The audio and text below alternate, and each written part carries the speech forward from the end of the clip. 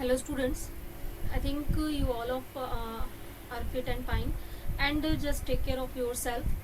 So today we will discuss about the conversion of galvanometer into ammeter and voltmeter. So I think students, yesterday we have discussed about the voltmeter, moving coil galvanometer, and in that moving coil galvanometer we have discussed actually a lot type of galvanometers we have, like pivot galvanometer and other one, but here you have to just study only one type of galvanometer here that we have discussed, moving coil, in which we are using the property if we will put any conductor in magnetic field, then that time uh, it will rotate due to the torque experienced by it, and we are using that property to measure or detect the current and voltage that is applied to any circuit. Clear, I think.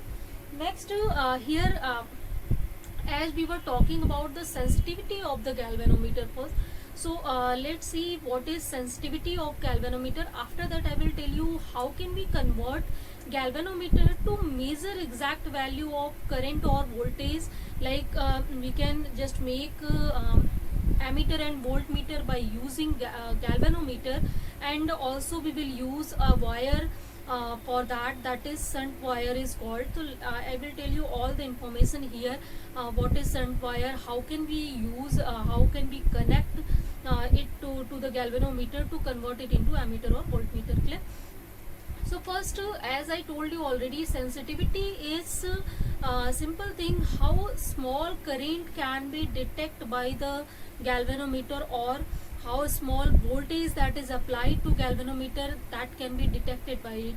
Simple in another way, if you want to say, then the large scale deflection shown by the galvanometer, even small current is passing through it or small voltage is applied to it. So as we have seen in the theory of galvanometer, I that was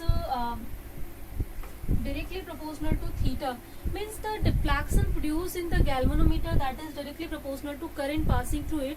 So if this theta is large, even I is small, then for that case we can say that the device is more sensitive, it can even detect the small current easily there. So due to the detection of a small current or small voltage that we have applied, we can say the device is very sensitive. Simple, in one word I just told you how small value that can be measured by it, the device can be set sensitive. Means if you have 3 or 4 galvanometer, in which suppose first galvanometer can measure 0.1 ampere current, second galvanometer can measure 0.01 ampere current, a minimum I am talking, third galvanometer can measure the 0.001 ampere current, and fourth one 0.005 ampere current. So here in these all 4 galvanometer, the sensitivity is high for the 0.0001 ampere current that is measured by the galvanometer, means that small current even galvanometer can detect easily, that can measure if we will convert it into ammeter easily. Clear?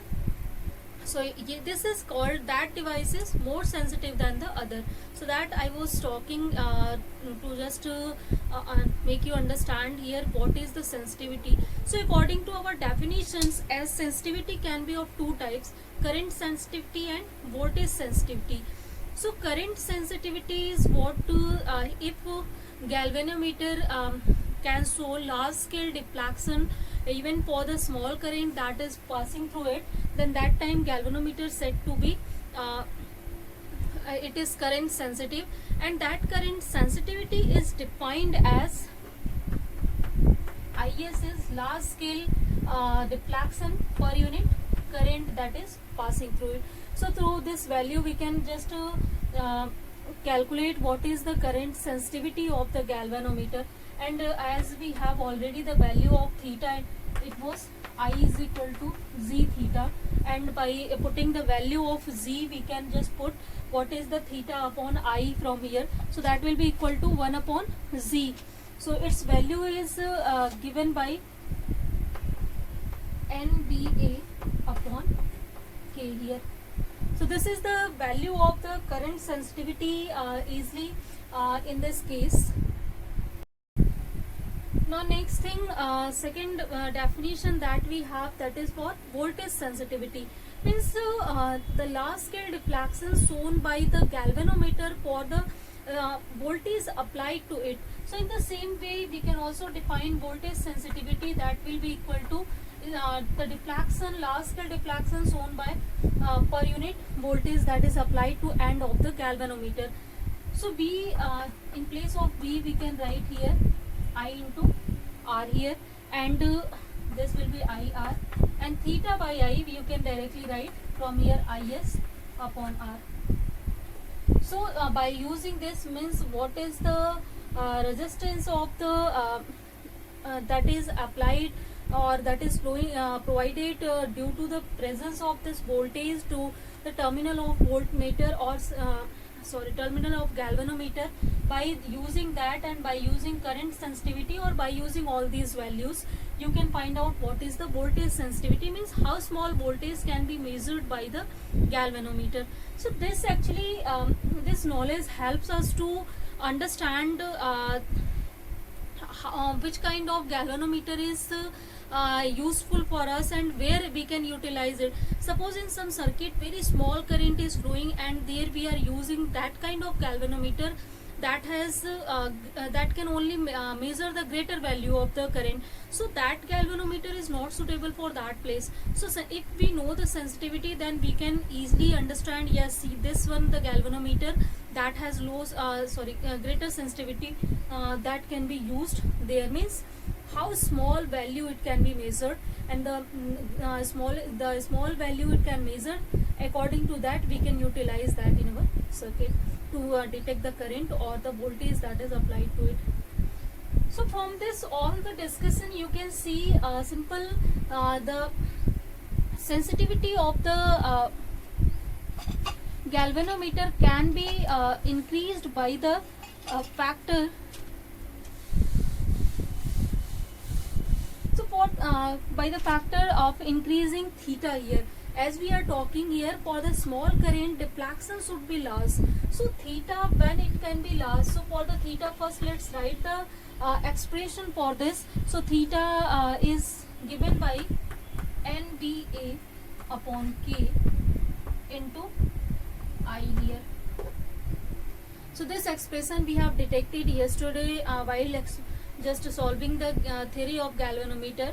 So in that case, from this expression you can see, even for small current, if theta should be large, so theta can be large only by using all these three constants or by just increasing or decreasing all these values. Means first value that can increase this value of theta, that is number of turns. So if the number of turns in the coiling or the wounding of wire that we have done, if that is large, then for that case we can increase the value of theta. But here the problem is that number of wire turns, if you will increase that in galvanometer, then galvanometer will become bulky and also eddy currents will be generated that will try to stop the current there. So we will need more current to supply there. So in this way our energy will be waste there. That's why a large amount of turn we cannot just put in our galvanometer. So here N can be increased only to a limit, so it cannot be increased beyond a limit, clear? But if we will just increase, it will increase the value of theta. Second factor that can increase the value of theta, that is magnetic field B. So if magnetic field is large, then that time theta will also be large. So this value of magnetic field we can increase it by using different kind of magnets. So just like if we will use also magnet, then that kind of magnet provide large magnetic field.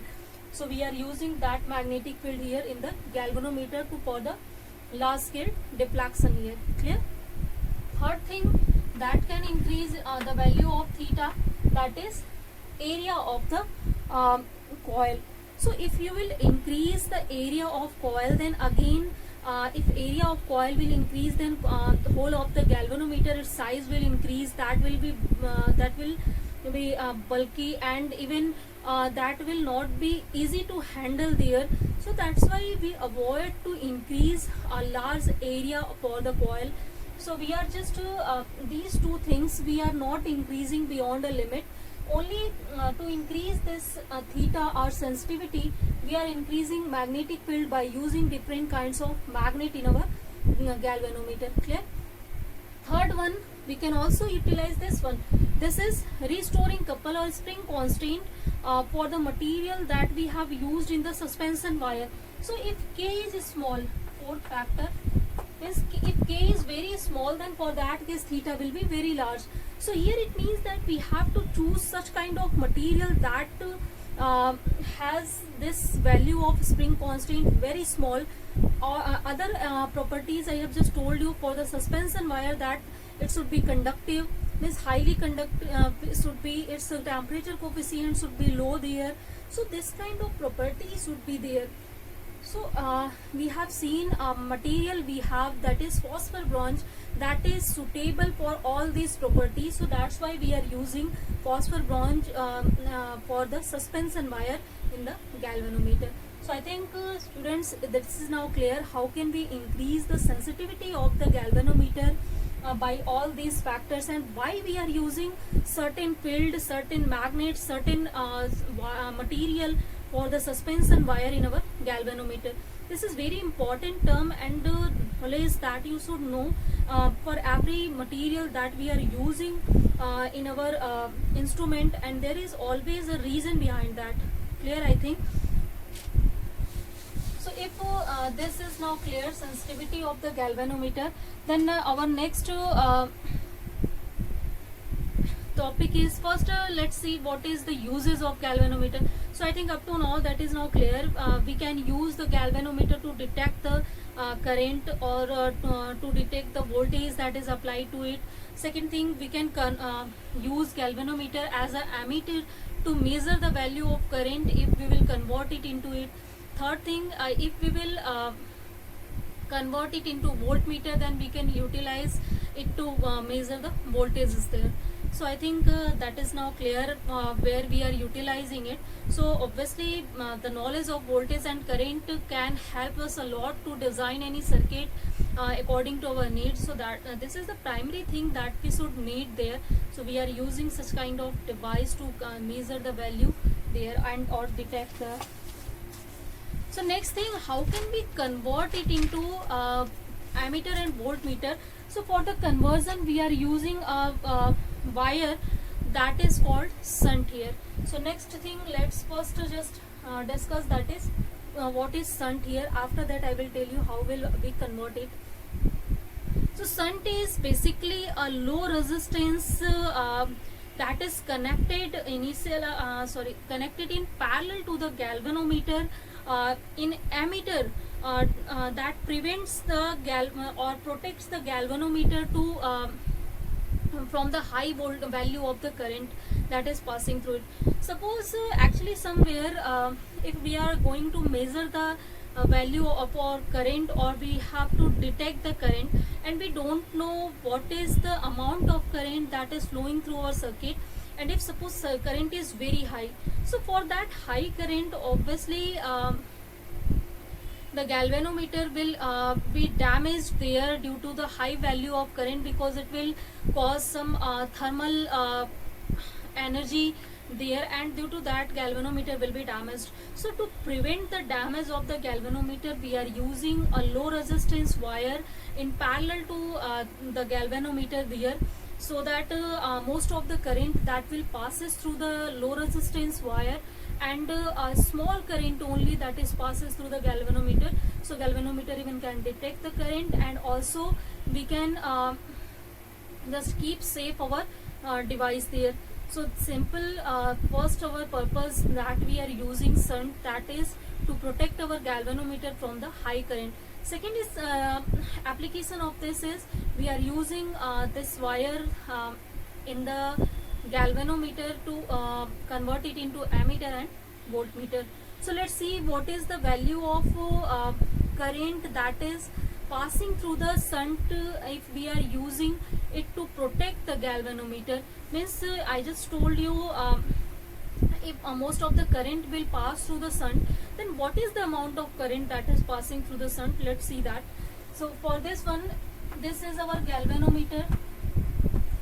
Suppose the galvanometer that has resistance G here, and we have just connected a low resistance wire that is shunt in parallel to this one. Clear? So here this is our point A, this is our point B, and if I current is flowing through this one, then I current will be divided in two parts. So suppose in G IZ current is going, and in S IS current is going. Then we have to calculate what is the value of IS or what is the value of IZ. Both we can calculate. So this is the value of current here. So obviously we can write I is equal to IS plus IZ. Clear?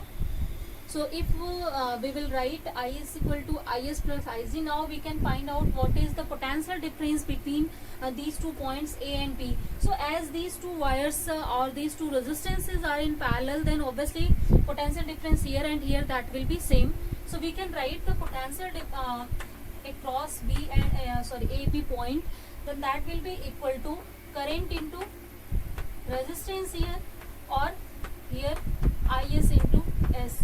So as voltage at both of the places are equal, then we can write it in this way. Now we can put the value of IZ here in the terms of IS to find out what is the value of IS here. So let's just write down that value. So according here we can write I minus of IS, and this is G. This is equal to IS into S. And from here, if you will solve it, then this will provide you the value of IS, that is equal to IZ upon Z plus S. So this is the value of current that is flowing through our circuit or this shunt that we have used. And in the same way, if we will put in the place of IS the value here I minus IZ, then you can also calculate what is the value of IZ here. So the value of IZ that is obtained to be IZ Z upon Z plus S. So this is the same that we have got here. So if this is now clear, then I think the shunt and its property is now clear, simple, and what is the value of current that is flowing through it, that is also clear.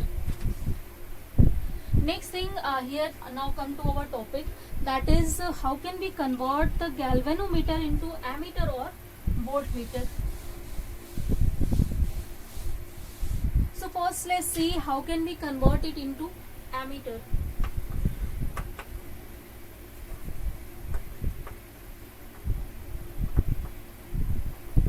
So for the conversion into ammeter, as you know that ammeter is used to detect the current there. So for the detection of current, we always need the resistance in the circuit that should be small there. So to minimize the resistance of galvanometer, we are using a shunt wire in parallel to the galvanometer, and in that way the effective resistance of galvanometer is minimized, and due to that the current can be easily measured by the galvanometer that time by the expression that we have just calculated before. So let's see for that case, means if we will just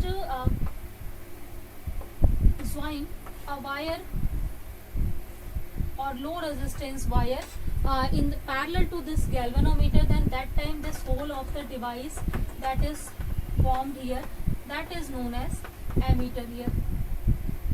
This is ammeter. Clear? I think there is now no confusion in that section.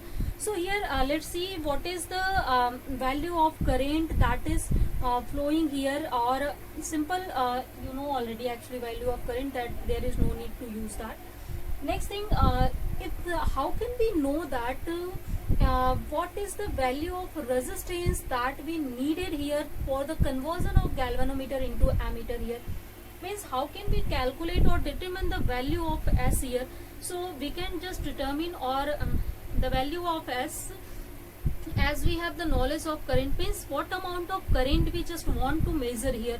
So by using the value of IZ, because that is measured by the galvanometer, we are converting the galvanometer into ammeter, So if we know the current that is flowing through it, then for that current what should be the value of S here? If we will know that, then we can utilize that value of resistor here in parallel to this one. So let's see that for this, suppose this is our point A, this is point B, and here I current is flowing, then if in this IZ current is going, then here obviously it will be I minus IZ.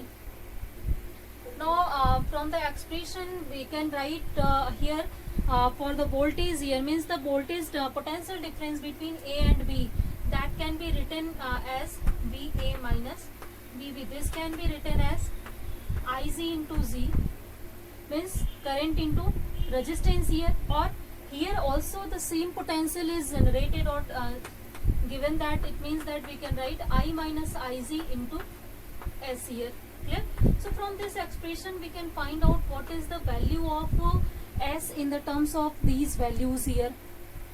So value of S can be given as IZ upon I minus IZ into S here.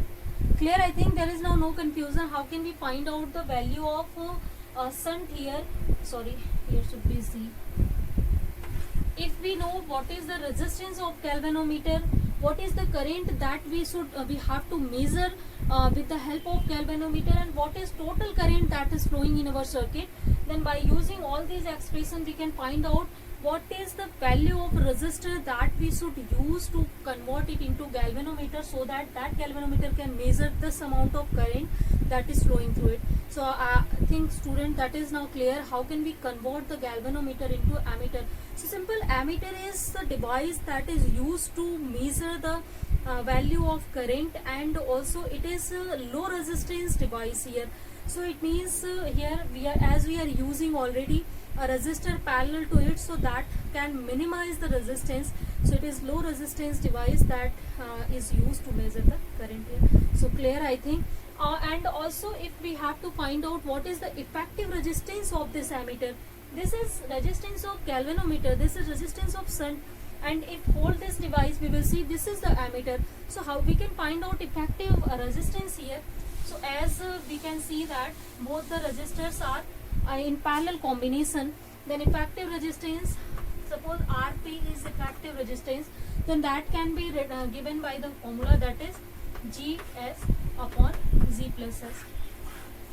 So from this expression you can see that Rp is much less than Z here, means the galvanometer that has greater resistance and that cannot even measure the small value of current, that means that was not able to, you can say that suppose 2 ampere current cannot be measured or hit by the galvanometer, but when we will convert it into ammeter, as resistance decreases here, so due to decrease in resistance, even that amount of current can be measured by the ammeter. So simple thing is that when we convert galvanometer into ammeter, then even the small current that was not detected by the galvanometer, that can be measured by the ammeter here. So this is, you can say that the efficiency of device we are increasing by this method here, by the conversion of galvanometer into ammeter here. And also if we will talk for the ideal ammeter, then for that case resistance of the effective resistance, that should be 0 obviously. We can say that the infinite current that is flowing through it, that can be measured through it here. Next concept here, that is how can we convert it into voltmeter. So second that is conversion voltmeter.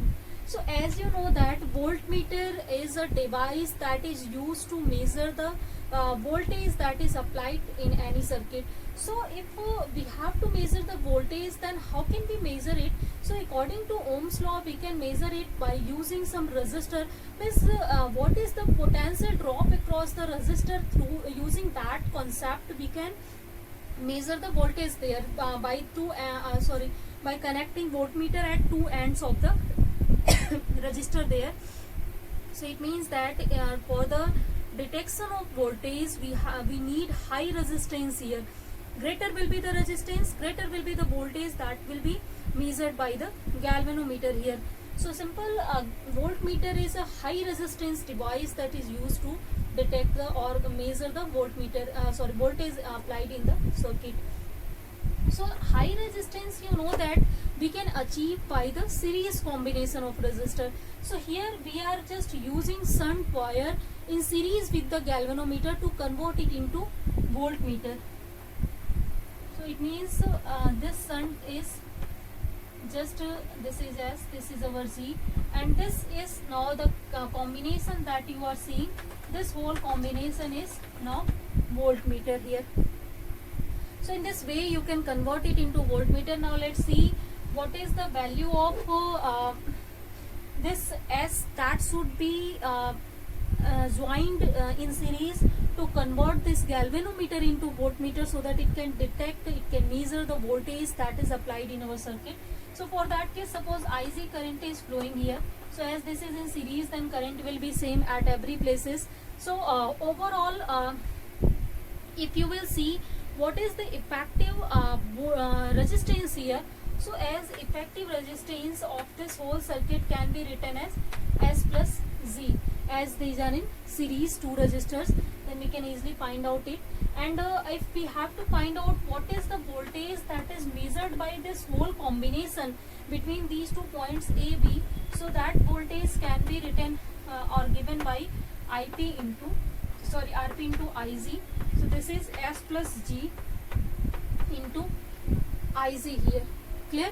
So it means here we can write, suppose V is the voltage that is measured by this whole of the instrument that we have converted to make the voltmeter here. So now by using this one we can calculate what is the value of this resistor that we needed to convert the galvanometer into voltmeter. So from here you can calculate what is the value of S. So value of S will be equal to V by IZ minus of Z here.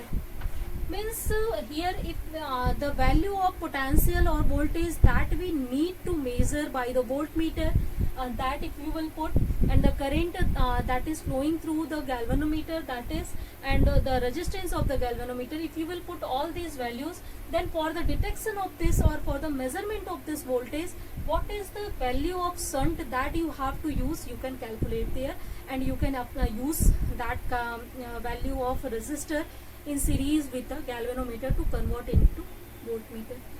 So I think students, that is now clear how can we convert galvanometer into voltmeter and ammeter by using shunt. Easily we can do it.